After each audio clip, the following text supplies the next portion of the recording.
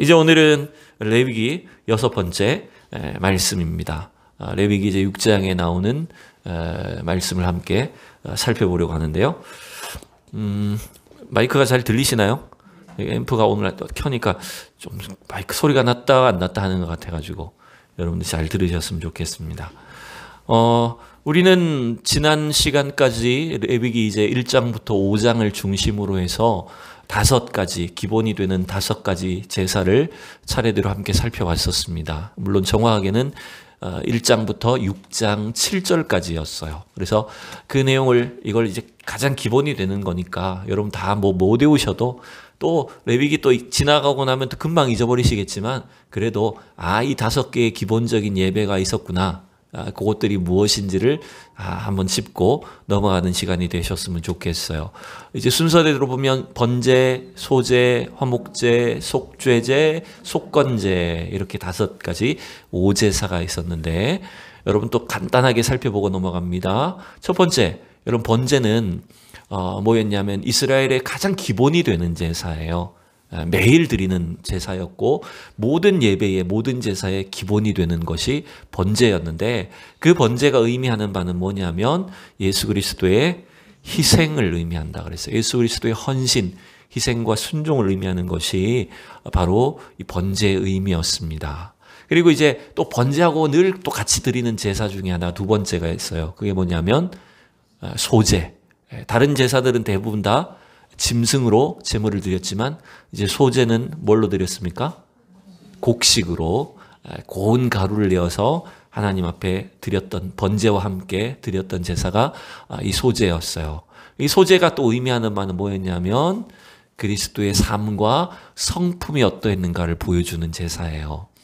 오늘도 우리가 그걸 또 살펴보긴 하겠지만 어쨌든 그게 번제와 소제였고 그 다음에 세 번째는 화목제였습니다. 여러분 화목제는 이거는 이제 의무 제사라기보다는 자원하는 사람들 그리고 감사한 어떤 제목이 있을 때 서원하는 일이 있을 때 그런 것들을 가지고 하나님과 화목하게 된 것에 대해서 기뻐하면서 제사를 드렸던 것이 이 화목제였어요. 그래서 이 화목제는 마치 잔치와 같은 것이었습니다.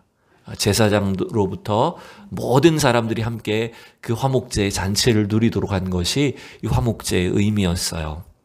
그 다음에 이제 네 번째가 속죄제가 있고 속건제가 있었는데 여러분 속죄제와 속건제는 거의 같다 그랬어요. 그죠? 근데 속죄제와 속건제가 공통적으로 보여주는 게 뭐였냐면 우리가 부지 중에 지은 죄까지도 그래서 내가 죄인 줄도 알지 못하고 있었다가 나중에 그걸 돌아보니까 죄라는 걸 알게 된 거예요. 그래서 그런 것들이 있을 때에도 하나님 앞에 속죄를 해야 된다라고 하는 게 속죄제와 속건제의 목적이었어요. 근데 결국 이게 뭘 보여주는 겁니까? 우리가 하나님이 정말 알고 지은 죄는 당연히 회개해야 되겠지만 심지어 우리가 모르고 지은 죄까지도 하나님 앞에 어떻게 해야 된다는 겁니까? 회개해야 된다는 겁니다. 왜냐하면 그것이 하나님과의 온전한 관계의 회복의 목적이 있기 때문에 그렇다는 거예요.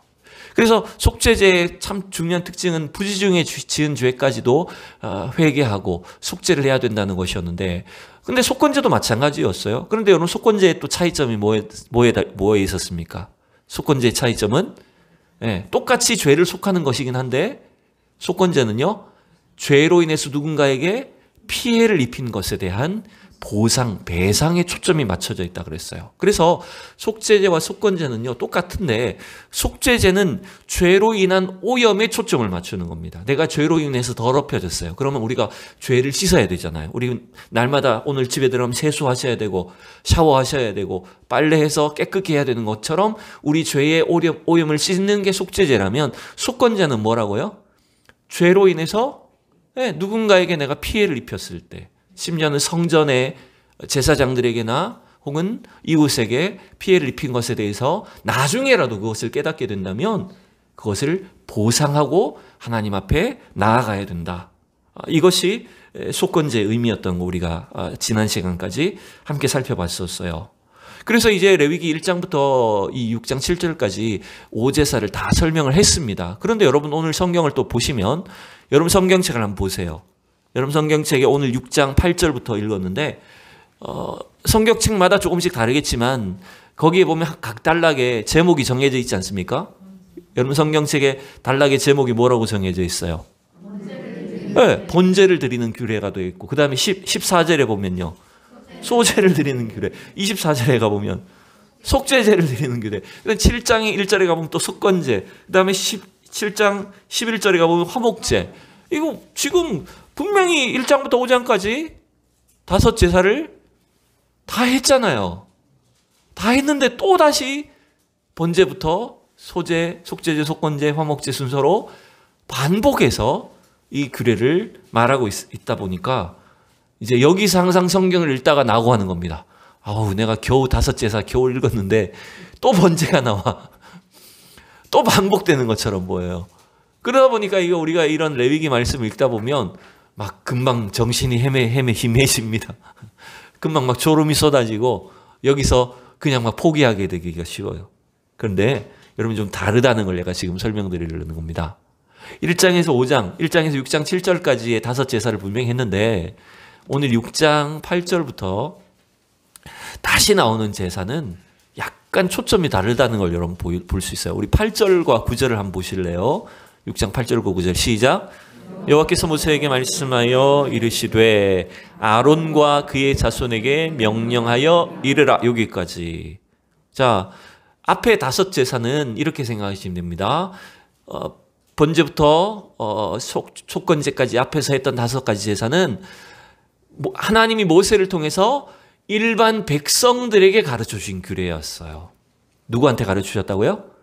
그렇죠. 이스라엘 백성들한테 이 5가지 제사를 어떨 때 어떤 식으로 드려야 되는지를 자세하게 가르쳐 주신 규례가 1장부터 5장까지였다면 오늘 6장 8절부터의 내용은 5 제사가 반복되는 것처럼 보이지만 누구한테 말하라고 명령합니까? 지금 9절에 보니까 아론과 그의 자손에게 명령하여 이르래라고 시작했잖아요. 그러면 이건 누구를 가리키는 겁니까? 누구한테 전하라는 겁니까? 그렇죠. 제사장에게 이 규례를 가르쳐줘라 이 말인 거예요. 왜 굳이 그럼 제사장이 다시 이 규례를 설명하는가 하면 똑같은 걸 반복하는 게 아닙니다. 이미 앞에서 일반적인 규례를 다 설명했기 때문에 여기서 5 제사를 반복하는 것은 제사장의 역할이 무엇인지를 거기에 초점을 맞추어서 설명을 하고 있는 거예요. 그래서 반복되지 않아요.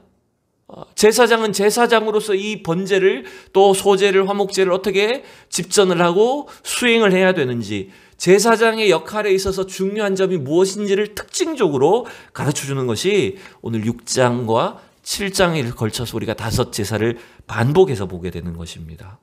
여러분 예를 들어서 그렇지 않습니까? 우리가 성도들이 이렇게 신앙생활하고 교회생활을 하지 않습니까? 또 이렇게 주일날 또 수요일날 뭐 금요기도에 나오고 새벽기도 나오고 이렇게 우리가 신앙생활을 어떻게 해야 되는지를 일반적인 지침을 통해서 여러분들에게 가르쳐 드릴 때가 있어요.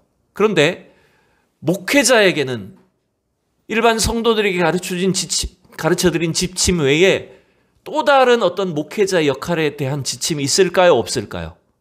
있을까요? 없을까요? 당연히 있죠.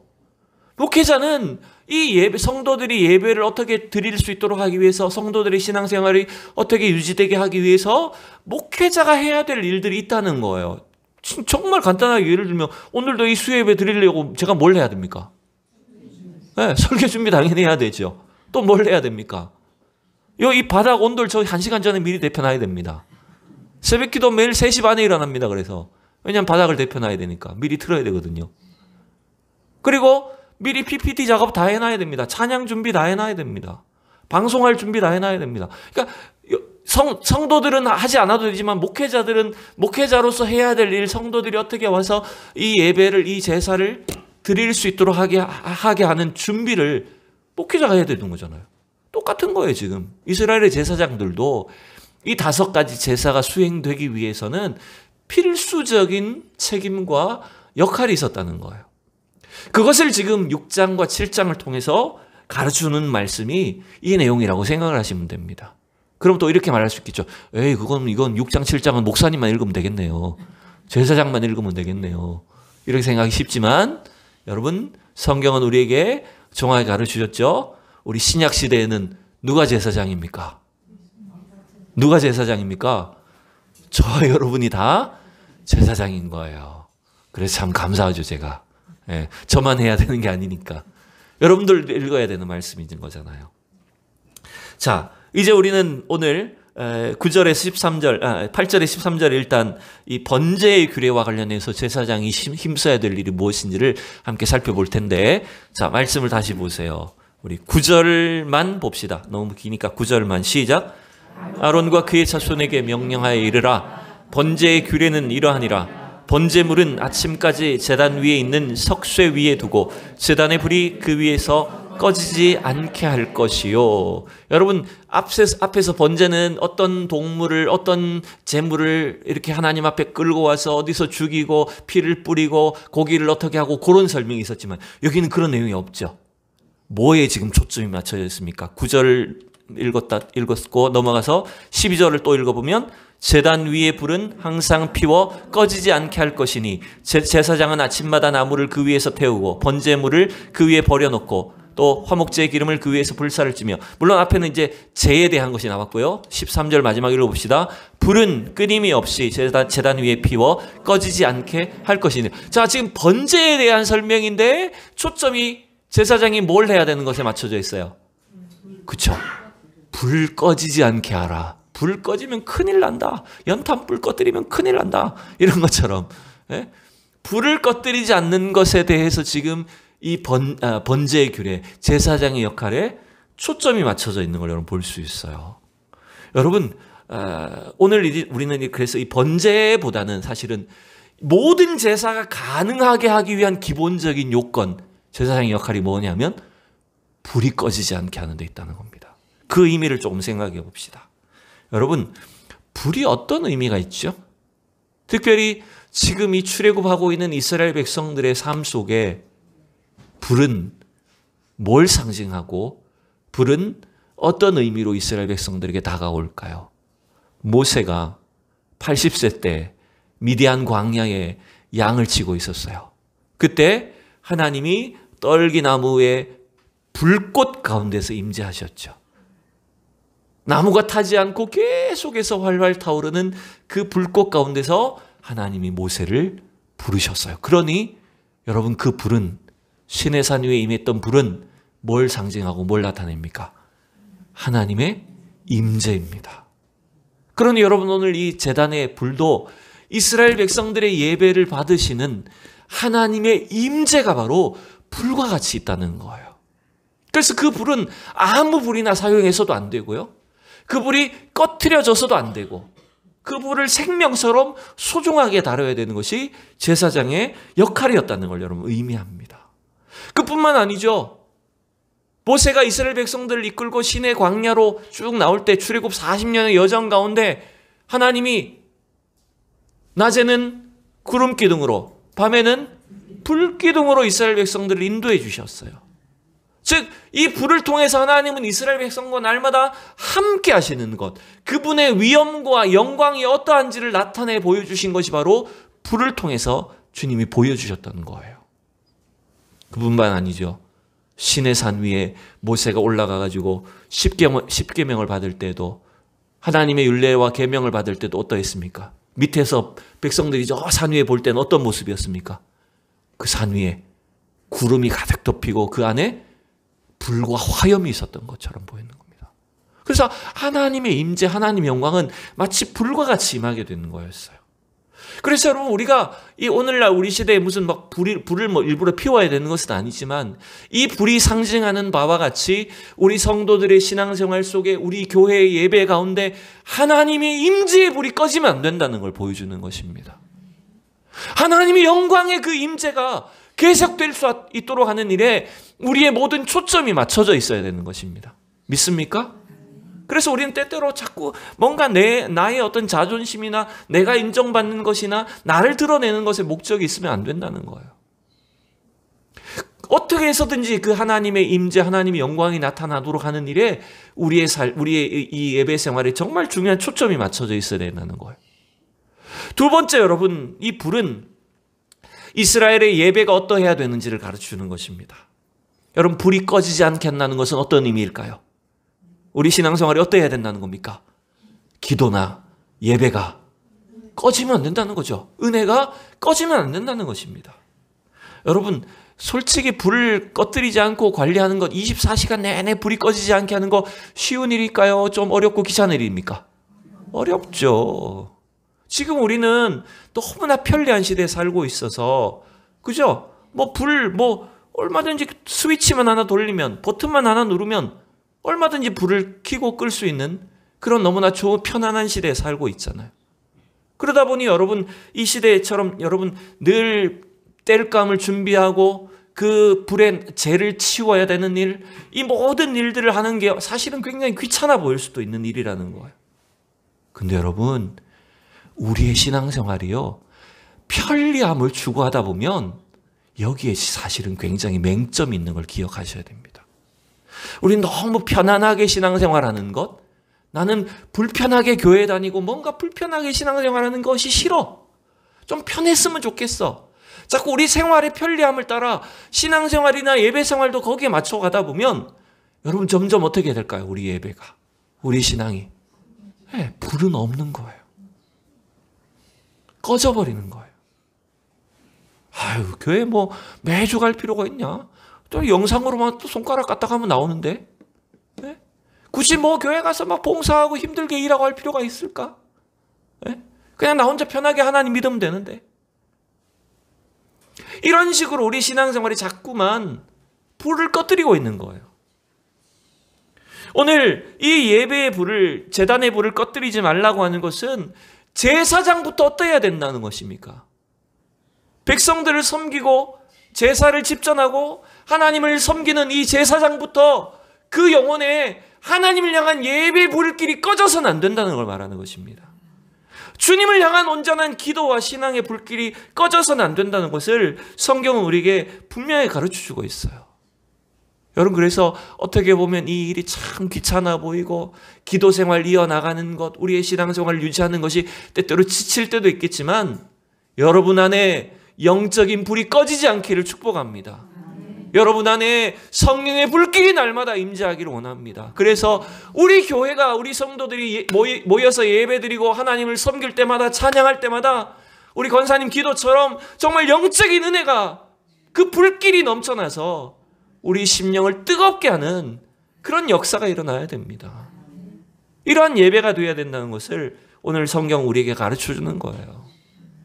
여러분, 날마다 기도의 불길을 꺼뜨리지 않는, 성령과 은혜의 불길이 활활 타오르게 하는 정말 제사장 된 우리 성도들이 될 수 있기를 축복합니다.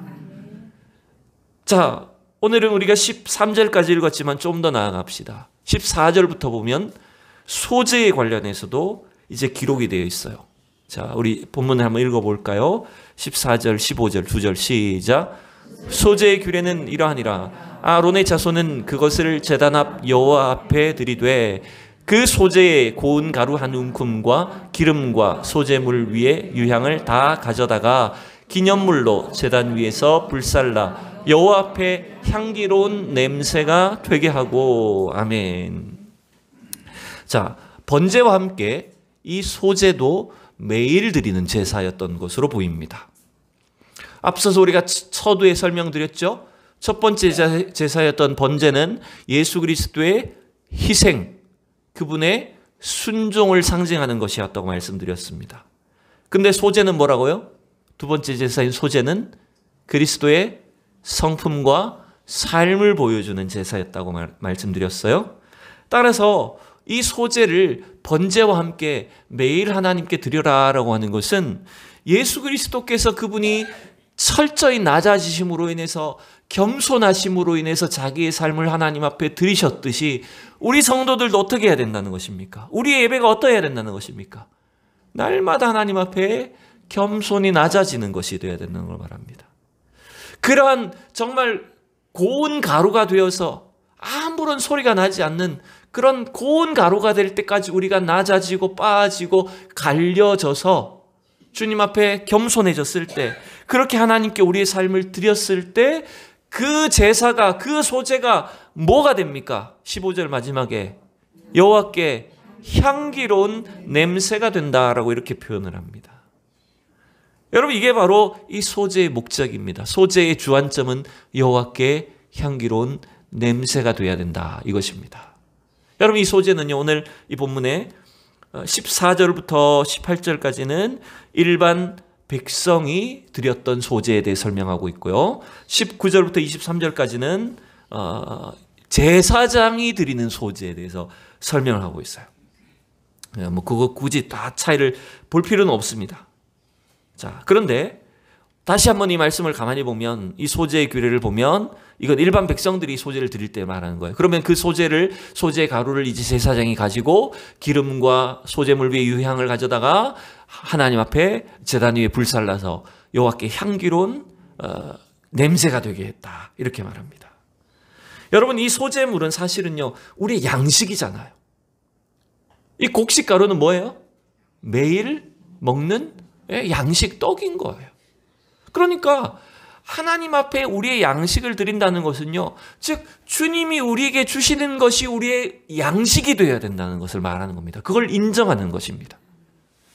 그러면 여러분, 진짜 우리의 필요한 양식은 뭡니까? 우리가 주기도문에서 사지 않습니까? 오늘 우리에게 일용할 양식을 주시옵고, 이렇게 우리가 주기도문 합니다. 그럼 그때 진짜 양식이 뭘까요? 물론 매일 먹는 우리의 그 음식, 우리에게 필요한 영양을 말하는 것이기도 합니다. 그런데 여러분, 성경은요, 진짜 우리에게 필요한 양식, 그래서 이스라엘 백성들 광야에서 매일마다 하나님 새벽에 뭘 내려주셨어요? 그날 일용할 양식으로 만나를 주셨어요. 그 만나는 결국 뭘 말하는 것일까요? 우리에게 매일매일 우리에게 영적인 생명과 은혜를 공급해 주시는 참된 양식은 누굽니까? 하늘로부터 내려온 그 떡, 누굽니까? 예수 그리스도, 그분을 말하는 거예요. 그래서 오늘 이 소재는 어떻게 보면 우리에게 날마다 필요한 그 예수 그리스도의 생명의 양식을 공급받는 것에 대하여 인정하고 감사하는 제사인 것입니다. 그래서 그 제물을 하나님 앞에 도로 올려드림으로 인해서 우리에게 이 날마다 주신 은혜, 그 생명, 그 양식이 하나님으로부터 온 것입니다 라고 하는 것, 내 생명의 그 존재를 온전히 하나님 앞에 인정하여 드리는 제사였던 거예요. 그런데 이 백성들이 드린 제사를 또 어떻게 하냐면, 소제물을 제단 위에 태우고 나서 그 나머지는 어떻게 합니까? 16절에 보니까 그 나머지는 아론과 그의 자손이 먹되 누룩을 넣지 말고 거룩한 곳 회막들에서 먹을지니라. 자, 백성들이 드린 제물은, 소제물은 일부분은 제단에 불로 태워드리고, 그 다음에 그 나머지는 제사장의 양식이 됩니다. 그러니 결국 이 제사장도 무엇으로 양식을 삼는 겁니까? 그리고 여기서 또 뭘 넣지 말아야 돼요? 그 곡식에 누룩을 넣지 말아야 돼요. 결국 누룩을 넣지 말라는 것은 무슨 의미입니까? 누룩은 이 세상의 것을 말합니다. 이 세상이 주는 이 변질된 것, 변질시키는 것을 섞지 말고 온전히 주님이 주시는 것으로 먹고 살아야 된다라고 하는 걸 말하는 겁니다. 여러분, 이건 목회자의 어떤 필요를 채우는 것을 의미하기도 하고, 동시에 이 세상 속에 제사장으로 살고 있는 우리 성도들은 뭘 양식으로 먹고 살아야 됩니까? 여러분, 하나님이 주시는 것으로 여러분 양식 삼시기를 원합니다. 또한 그 진정한 양식은 누구라고요?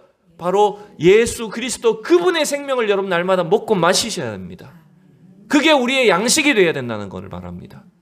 자꾸 우리가 주님이 주시는 양식, 예수 그리스도를 통해서 얻는 그 생명, 그 은혜를 잊어버리고 뭔가 자꾸 세상으로부터 뭔가를 얻으려고 하고 세상의 것을 추구하려고 하면, 누룩을 얻으려고 하면 여러분 거기에서 변질되기 시작하는 거예요. 탈이 나기 시작하는 거예요.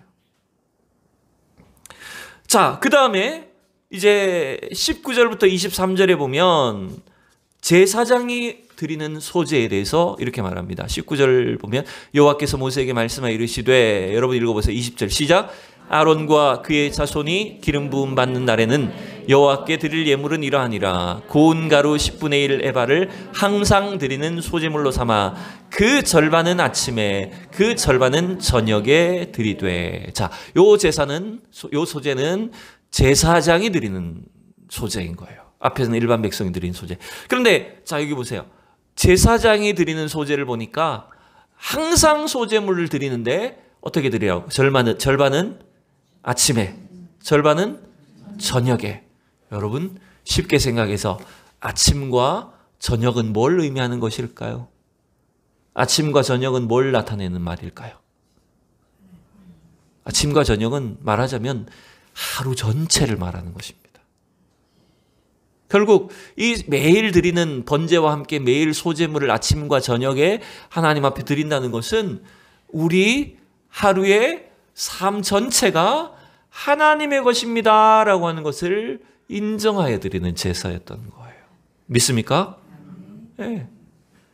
여러분, 결국 이거는 행위를 말하는 게 아닙니다. 뭔가 막 억지로 귀찮아서 또 시간 됐네, 또 수요예배네, 가기 귀찮은데 갈까 말까 이런 게 아니고 새벽기도 오늘 그냥 빠질까 뭐 억지로 하라는 말이 아니라 매일매일 어쩌면 반복되지만 별 변화 없어 보이고 비슷해 보이지만 여러분 그 반복되는 예배, 반복되는 신앙생활이 결국 뭘 나타내는 겁니까? 이것이 바로 내 삶 전체가 다 주님의 것입니다. 하나님이 주신 것입니다 라고 하는 것을 인정하여 드리는 예배가 되셔야 돼요. 그래서 때로는 여러분 이렇게 생각 드실지 몰라요. 저 목사님은 평생 동안 새벽기도 하고 평생 동안 똑같이 반복되는 예배 드리면 안 지겨울까? 이렇게 생각 드실 때 있어요 혹시? 궁금할 때 있어요 없어요? 근데 제가 솔직하게 대답한다면 별로 안 지루합니다 여러분. 별로 안 힘들어요 권사님. 별로 이게 뭐 귀찮거나 지겹지 않습니다. 별로라고 하는 것보다 더 이상으로 훨씬 더 기쁩니다 여러분. 매일 하나님 앞에 예배드리는 것, 매일 하나님 앞에 기도하는 것, 여러분 굉장히 행복하고 즐거운 일입니다. 만약에 그렇게 살지 않는다면, 그렇게 하지 못한다면 어떻게 살까요 제가? 막 세상에서 물론 뭐 세상 일이 나쁜 게 아니지만 적당히 세상에 어울리고 적당히 세상을 하느라고 살아가며, 여러분 그게 사실 온전한 신앙생활 하기가 힘들다는 것이죠. 오늘 하나님은 이 제사장들의 소제를 통해서 바로 하나님을 매일매일 섬기는 것이 얼마나 복된 은혜이고 기쁨이고 생명이 되는가라고 하는 것들을 가르쳐 주시고자 하시는 것이었어요. 여러분 또한 이 제사장의 제물은요 먹지 않습니다. 제사장의 제물은 소제는 전부 다 하나님 앞에 올려드리도록 되어 있었어요. 결국 여러분 이것이 의미하는 바가 무엇이냐면, 우리가 이 세상 속에 지금 저와 여러분은 믿지 않는 세상 사람들 가운데서 하나님의 제사장으로 살고 있는 것입니다. 그 사실을 기억해야 돼요. 그러면 제사장이 하나님 앞에 자기의 삶을 전적으로 드리는 것을 누가 보고 있을까요? 하나님도 보고 계시지만 또 누가 그걸 보고 있을까요? 그렇죠. 세상 사람들이 보고 있잖아요. 백성들은 도대체 제사장들이 하나님을 어떻게 섬기는가를 일거수일투족을 다 보고 있어요. 여러분 세상 사람들이 우리 믿는 사람들 관심 없는 것처럼 보여도 다 보고 있습니다. 저 교회 다닌다고 하는데 저 어떻게 하나 보자. 말하지 않아도 다 보고 있고 다 평가하고 있어요. 그러니까 우리가 제사장으로서 과연 어떻게 행동하는가, 어떻게 신앙생활하는가, 어떻게 우리가 정말 믿음에 합당한 행동을 하고 살고 있는가라고 하는 것이 하나님을 보여주는, 하나님을 이 세상에 드러내는 제사장과 같은 역할을 하고 있는 거예요. 믿습니까? 여러분의 자녀들이 보고 있어요. 여러분의 이웃들이 그걸 다 보고 있어요. 제가 이 밴드나 카톡에 저희 고향교회 이렇게 출신 분들이 이렇게 막 초대를 해가지고 밴드도 있고 카톡도 있고 그래요. 저는 뭐 활동 거의 하지 않지만, 왜냐하면 이분들 너무 선배들이어가지고 저보다 한 10년 이상씩 된 한참 선배님들이 되다 보니까 저는 뭐 얼굴도 잘 몰라요. 얼굴도 잘 기억이 나지 않는 그런 한참 연배의 선배들이 막 카톡방에 이렇게 대화를 나누시고 활동하시는 걸 보는데 참 이분들을 보면서 제가 한 가지 감동을 받아요. 뭐냐면 이미 고향교회를 떠난 지 한참 수십 년이 되셨어요. 다 되어가지고 다 지방으로 곳곳에 흩어져서 살고 계신데, 참 어린 시절에 그 선배들, 목회자들, 장로님들을 보면서 어린 시절을 가졌던 그 신앙이 이 한 사람 한 사람 속에 다 살아있는 것을 보니까 참 그 자체로 저는 감동이더라고요. 네. 카톡의 프로필에 또 이렇게 카톡 글 올리시는 때마다 정말 자기 삶의 그 자리에서 지금 어떻게 하나님을 섬기고 있고 하나님과 동행하고 있고 그런 것들을 이렇게 뭐 굳이 말하지 않아도 이렇게 표현이 되더라고요. 근데 그것이 바로 그 어린 시절에 아무것도 모르던 시골 마을에서 어른들이, 선배들이 하나님의 교회를 섬기고 벽돌 직접 70년대 때 벽돌 찍어가면서 교회 짓고 기도하고 신앙생활했던 그것이 바로 오늘날 저와 여러분의 우리의 사실은 믿음의 뿌리가 된 것입니다. 여러분 믿습니까? 그러니 여러분 오늘도 우리가 이 제사장과 같이 이스라엘 백성들을 위해서 우리의 믿음을 보여주는 것, 우리의 신앙을 드러내고 나타내는 일들은 너무나 중요한 일이라는 걸 여러분 기억하셔야 됩니다. 여러분 우리 믿음의 사람들은요, 이 믿음이 없는 세상 가운데 지금 제사장으로 서 있는 줄로 믿습니다.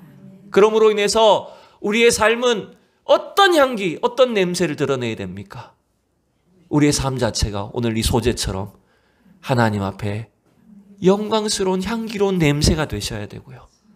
그 향기로운 냄새가 하나님께만이 아니라 많은 사람들에게, 자녀들에게, 이웃들에게 정말 영적인 감동을 주고 은혜를 끼칠 수 있는 그런 온전한 제물, 온전한 향기를 드러내는 우리 성도들이 될 수 있기를 축복합니다. 이러한 삶이 될 수 있기를 다시 한번 결단하십시오. 오늘도 우리 제사장으로 부름받은 제사장적인 역할을 통해서 하나님을 섬기는 우리 성도들을 통해서 우리 가정과 우리 교회와 이 땅 가운데 하나님의 영광의 불이 계속될 수 있기를 축복합니다. 또한 하나님을 영화롭게 하는 아름다운 냄새 향기를 온 세상 가운데 풍길 수 있기를 진심으로 축원합니다. 기도합니다. 존귀하신 하나님 은혜를 감사합니다. 오늘도 우리를 이 세상 가운데 택하시고 구별하셔서 여호와 하나님을 앞서서 섬기는 거룩한 제사장으로 왕 같은 제사장들로 우리를 부르시고 세우심을 감사를 드립니다. 하나님 오늘도 우리의 신앙생활과 우리 가정과 교회 위에 하나님 영적인 불이 계속되게 하여 주시옵소서. 하나님 은혜와 성령의 불길이 날마다 뜨겁게 타오르며 하나님 영광을 온 세상 가운데 드러내는 우리 성도들이 되게 하여 주시옵소서. 우리의 매일의 일상과 우리의 삶이 하나님 앞에 향기로운 냄새 소재가 되어서 하나님 주님을 영화롭게 할 뿐만 아니라 많은 사람들에게 주님의 그 이름을, 주님의 영광스러움을 드러내는 복된 성도들이 되게 하여 주시옵소서. 감사드리며 예수 그리스도 이름으로 기도하옵나이다. 아멘. 우리 좌우로 인사합니다. 사랑하고 축복합니다.